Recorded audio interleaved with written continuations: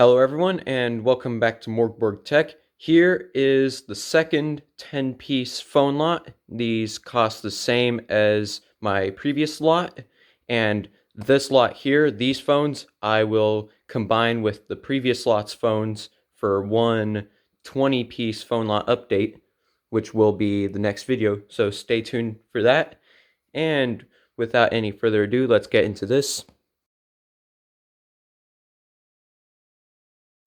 Alright, here we go. So it looks like one of the batteries was dislocated from its phone.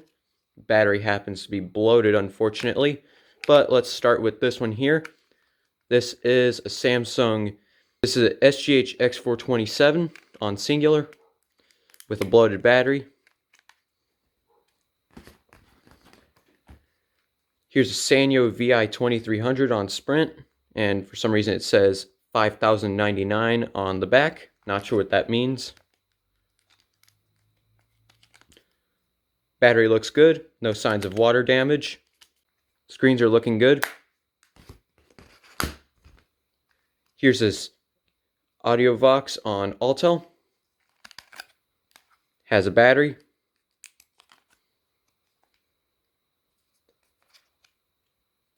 Battery looks good.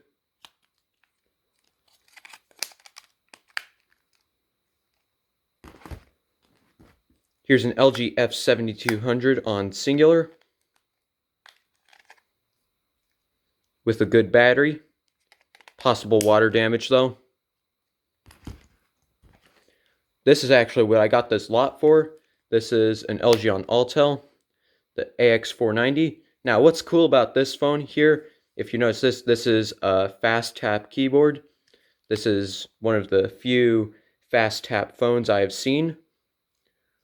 I'm almost certain I have the battery for this one.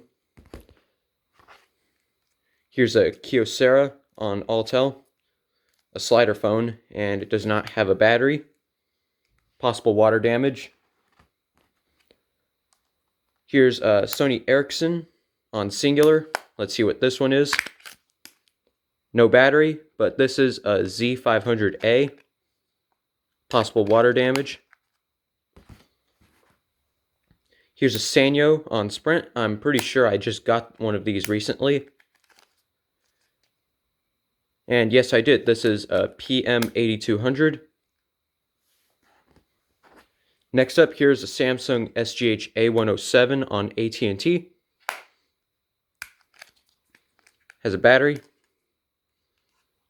And it looks like this phone would work if the screens are good. So if this inner screen is good, I'm pretty sure this one will work.